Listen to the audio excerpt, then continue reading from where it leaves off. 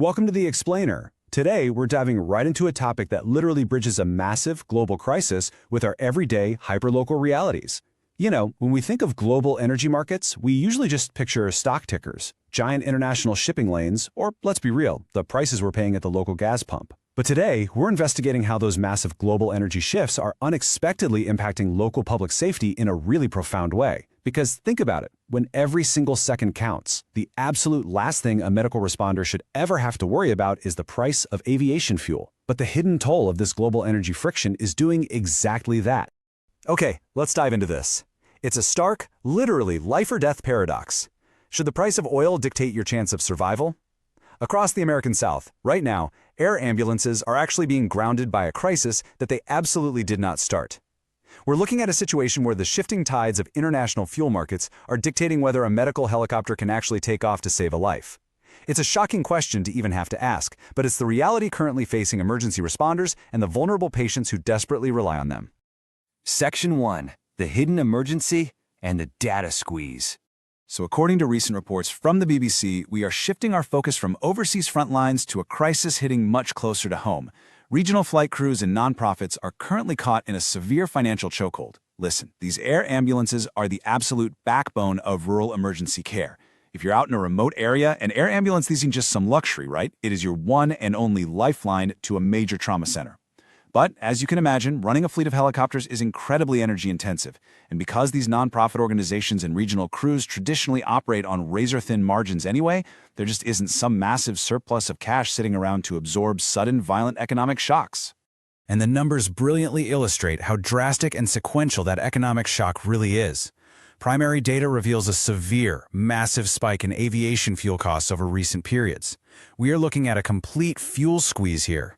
The maximum pressure generated by volatile global fuel markets is squeezing these essential services to their absolute breaking point.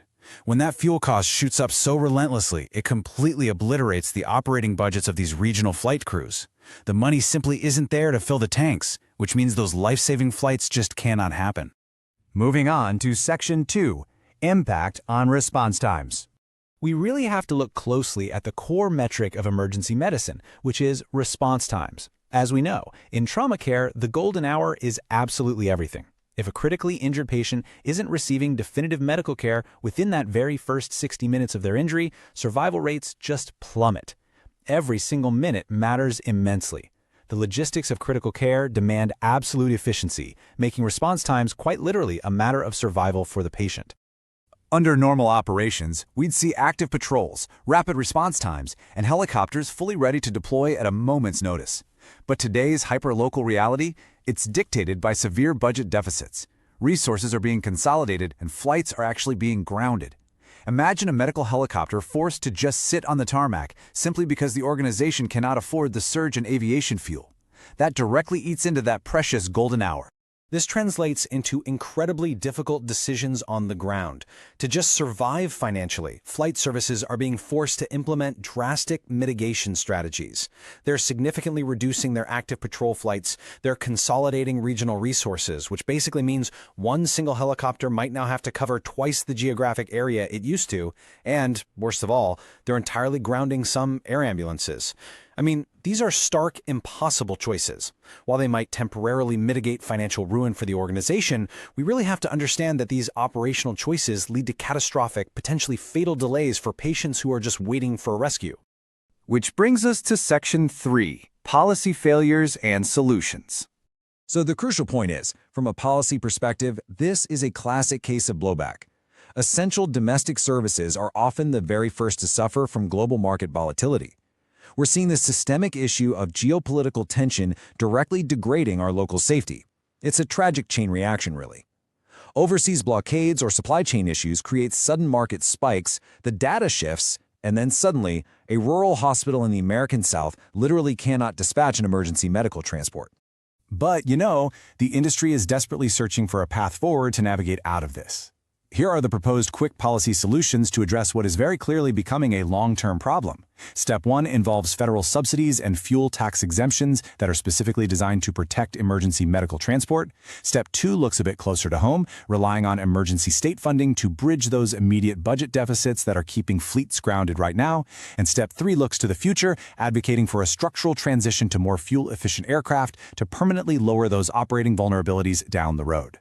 Furthermore, we're seeing concerted action in Washington.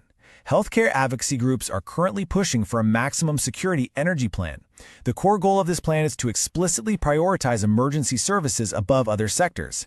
Basically, the idea is to build a strong, protective buffer around medical transport, making sure that the chaotic data and market volatility of global oil simply cannot pull the plug on life-saving operations. Which leaves us with this final, vital question to think about. Should life-saving services be immune to global oil markets? It's a wildly complex intersection of macroeconomics and fragile human lives, and honestly, how we answer it is going to shape the entire future of emergency response. Keep exploring the data on this topic, and thank you so much for joining me for this explainer. Keep questioning, keep learning, and I'll catch you next time.